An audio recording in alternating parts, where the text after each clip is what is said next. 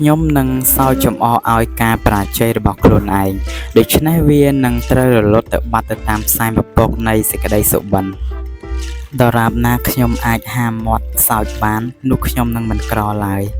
ដូច្នេះដើម្បីបានក្រេបរសជាតិនៃភាពជោគជ័យខ្ញុំត្រូវធ្វើខ្លួនឲ្យមានភាពសប្បាយយើងមិនអាចសន្សំទុកសេចក្តីសប្បាយនៅថ្ងៃនេះសម្រាប់ថ្ងៃស្អែកបានឡើយដូច្នេះយើងត្រូវបណ្ដោះវានៅថ្ងៃនេះហើយត្រូវច្រូតកាត់វានៅថ្ងៃនេះតែម្ដងហើយខ្ញុំត្រូវធ្វើបែបនេះចាប់ពីពេលនេះតទៅខ្ញុំនឹងសើចដល់ពិភពលោកសេចក្តីសើចសប្បាយក៏អាចនឹងធ្វើឲ្យស្ថានភាពចុះស្រាលទៅតាមនោះដែរខ្ញុំនឹងសើចចំអកឲ្យការបរាជ័យរបស់ខ្លួនឯងដូច្នេះវានឹងត្រូវរសាត់ទៅបាត់ទៅតាមផ្សែងពពកនៃសេចក្តីសុបិន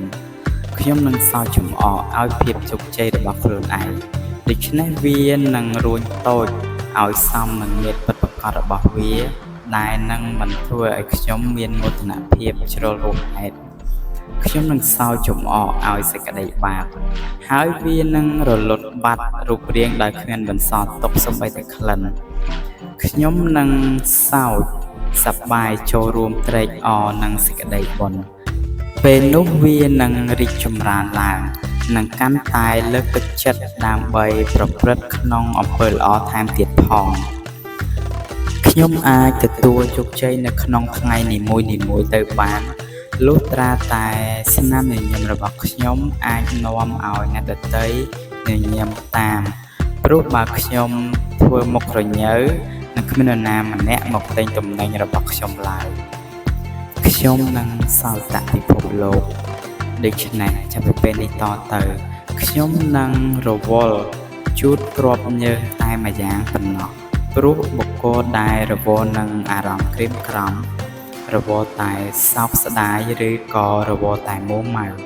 គឺជាបុគ្គលគ្មានតម្លៃអ្វីដើម្បីមកអង្គុយលក់ទំនិញនៅទីផ្សារឡើយចំណែកឯស្នាមញញឹមវិញអាចតាក់ទាញដុំមាស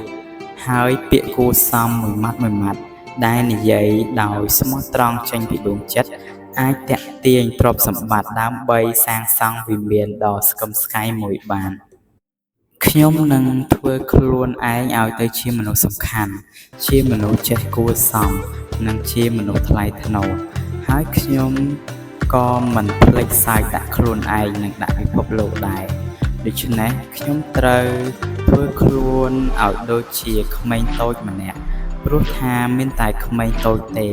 ដែលអាចដើរទៅសុំអ្វីមួយពីមនុស្សនានាបានដូច្នេះបើខ្ញុំមិនដើរទៅរកអ្នកដទៃទេ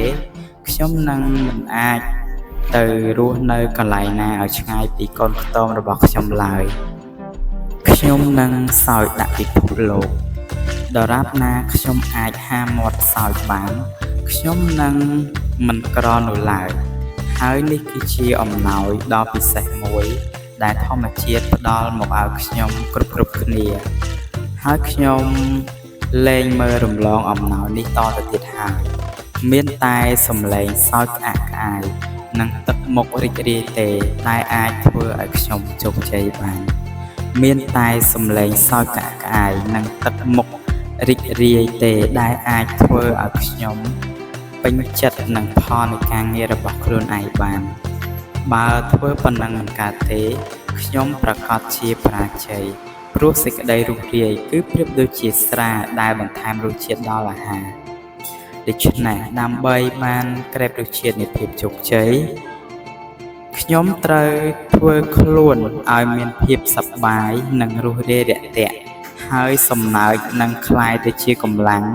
ដែលជួយជ្រោមជ្រែងខ្ញុំនឹងសើចសប្បាយរីករាយខ្ញុំនឹងជោគជ័យខ្ញុំនឹងក្លាយជាអ្នកលក់ដ៏កំពូលម្នាក់ដែលពិភពលោកមិនធ្លាប់បានស្គាល់ដូច្នេះនៅក្នុងអត្ថបទដែលមានចំណងជើងថាខ្ញុំនឹងសើចដាក់ពិភពលោកនេះត្រូវបានបញ្ចប់ជួបជាមួយនឹងខ្ញុំបាទប៉ុនសភិរិទ្ធនៅវគ្គបន្ទាប់ទៀតដែលមានចំណងជើងថាដុំទី8ថ្ងៃនេះខ្ញុំនឹងបង្កើនគុណភាពខ្លួនឯងឲ្យបាន100ដង Today I will multiply my value 100-fold